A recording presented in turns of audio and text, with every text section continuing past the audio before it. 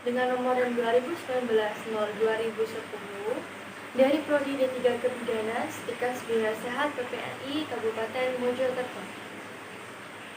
Di sini saya akan memberikan penyuluhan tentang perbaikan gizi ibu sebelum hamil atau prakonsepsi, dengan tujuan agar setelah diberikan penyuluhan, ibu dan mama bisa mengetahui dan memahami gizi yang baik sebelum hamil, serta bapak dan ibu juga mengetahui persiapan gizi apa saja sih sebelum masa kehamilan. Lalu ada juga apa saja masalah pada masa prakonsepsi yang harus diketahui bapak dan ibu. Dan yang terakhir adalah agar bapak dan ibu mengetahui kebutuhan gizi apa saja yang harus dipenuhi pada masa prakonsepsi. Di sini saya akan terlebih dahulu membahas tentang gizi seimbang. Nah, apa sih gizi seimbang itu? Gizi seimbang adalah susunan pangan sehari-hari yang mengandung zat gizi dalam jenis dan jumlah yang sesuai dengan kebutuhan sehari-hari, dengan memperhatikan prinsip seperti keanekaragaman pangan, aktivitas fisik, lalu perilaku hidup bersih, serta memantau berat badan secara teratur dalam rangka mempertahankan berat badan normal untuk mencegah masalah gizi. Setelah itu ada masa prakonsepsi. Nah, masa prakonsepsi itu apa sih? Seperti pada judul, yaitu perbaikan gizi ibu sebelum hamil. Nah, masa prakonsepsi ini juga bisa disebut dengan masa sebelum hamil. Lalu apa sih pentingnya gizi pada masa prakonsepsi? Tentu saja penting, karena status gizi pada saat prakonsepsi bersifat kritikal. Apa sih sifat kritikal itu? Nah, sifat kritikal adalah sebuah keadaan pada kondisi waktu yang paling menentukan.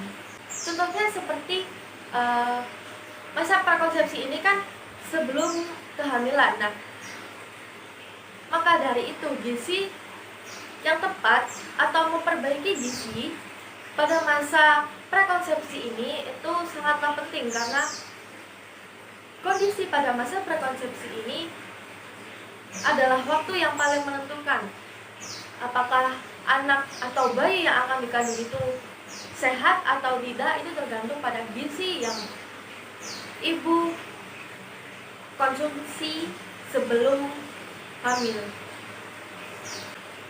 Setelah itu fertilitas dipengaruhi oleh berat badan dan mencapai kemampuan optimal pada tentang IMT.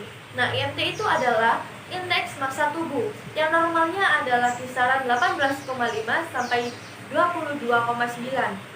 Bagaimana kita mengetahui indeks massa tubuh kita? Nah, itu kita bisa menghitungnya dengan cara membagi angka berat badan dengan satuan kilogram dengan tinggi badan dalam satuan meter. Lalu setelah kita menemukan hasilnya, kita akan mengetahui apakah berat badan kita atau indeks massa tubuh kita itu normal, atau obesitas, atau malah terlalu rendah. Setelah itu, apakah ada anjuran diet untuk masa prakonsepsi? Tentu saja ada. Yang pertama adalah ibu bisa mengkonsumsi suplemen asam folat. Setelah itu, yang kedua, ibu bisa mengkonsumsi beragam jenis makanan yang berbeda, seperti 4 sehat 5 sempurna.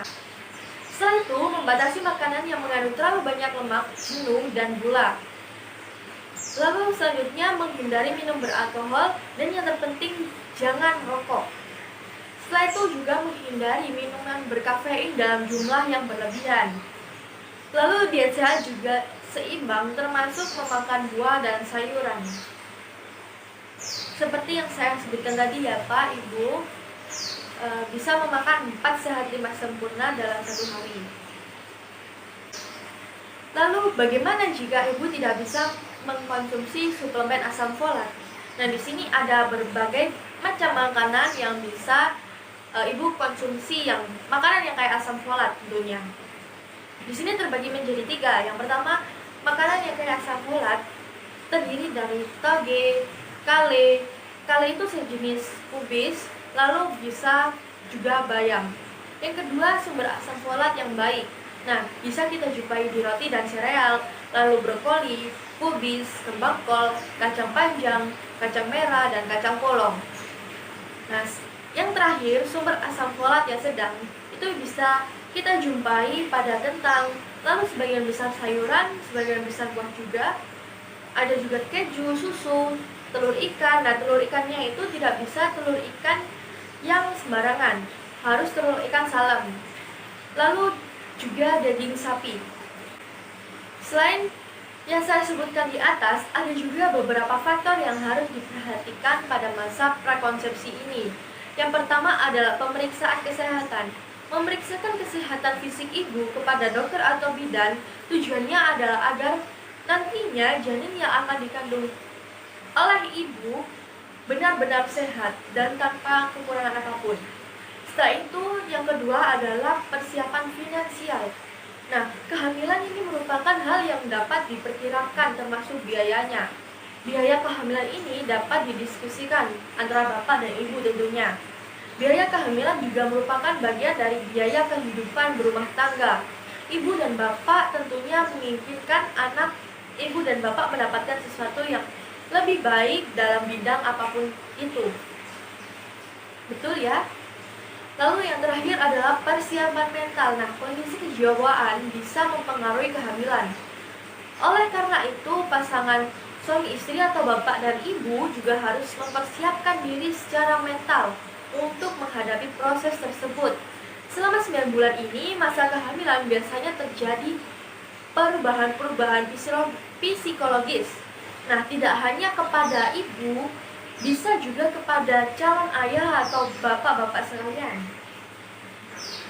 Melengkapi diri dengan berbagai informasi dari sumber mengenai kehamilan, termasuk mencari tahu pengalaman-pengalaman teman yang sudah mengalami kehamilan atau dari orang tua, itu juga sangatlah penting.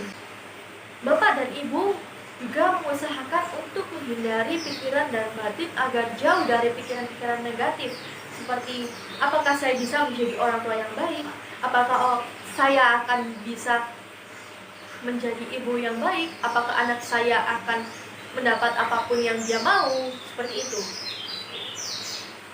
Nah, untuk bapak-bapak, dukungan bapak juga kepada istri juga sangat dibutuhkan ya Pak. Nah, usahakan bapak-bapak tetap menumbuhkan rasa percaya diri kepada sang istri sehingga mental istri cukup kuat dalam menghadapi proses kehamilan yang sedang dialami oleh seorang istri. Begitu. Sepertinya cukup materi yang saya sampaikan. Apabila bapak dan ibu ingin bertanya, silakan untuk bertanya. Saya akan menjelaskan lebih rinci nantinya. Baik, sepertinya tidak ada yang bertanya. Ternyata bapak dan ibu mendengarkan saya dengan baik ya. Nah, sekarang saya akan bertanya kepada bapak dan ibu 2 pertanyaan saja, agar saya mengetahui bapak dan ibu apakah memang benar-benar sudah mengetahui dan sudah memahami apa yang saya jelaskan tadi atau tidak ya Pak, Bu. Baik, soalan yang pertama, apa yang disebut dengan masa prakonsepsi? Ya Ibu, ya betul sekali, masa prakonsepsi adalah bisa disebut dengan, ya benar, masa sebelum hamil. Lalu selanjutnya, pertanyaan selanjutnya adalah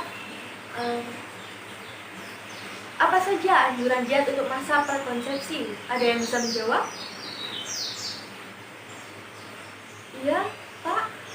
Iya, betul sekali, mengkonsumsi suplemen asam folat. Setelah itu apa lagi? Ya, Ibu? Ya, benar sekali, mengkonsumsi beragam jenis makanan yang berbeda. Nah, ada lagi? Ya, menghindari minuman beralkohol dan dilarang merokok. Ya, betul sekali. Wah, ternyata Bapak dan Ibu benar-benar memahami apa yang saya sampaikan tadi. Kesimpulannya adalah perbaikan gizi sebelum hamil sangatlah penting untuk mengetahui apakah ibu memiliki masalah gizi atau tidak, apakah ibu kekurangan, kelebihan, atau normal. Setelah itu, masa prakonsepsi ini juga mempunyai beberapa faktor yang harus diperhatikan, contohnya pemeriksaan kesehatan fisik, persiapan finansial, dan persiapan mental. Adapun anjuran diet yang harus atau bisa ibu gunakan untuk memenuhi kebutuhan gizi yang ada. Nah, karena bapak dan ibu sudah cukup mengetahui dan memahami apa yang saya sampaikan, terima kasih atas kehadiran bapak dan ibu di sini.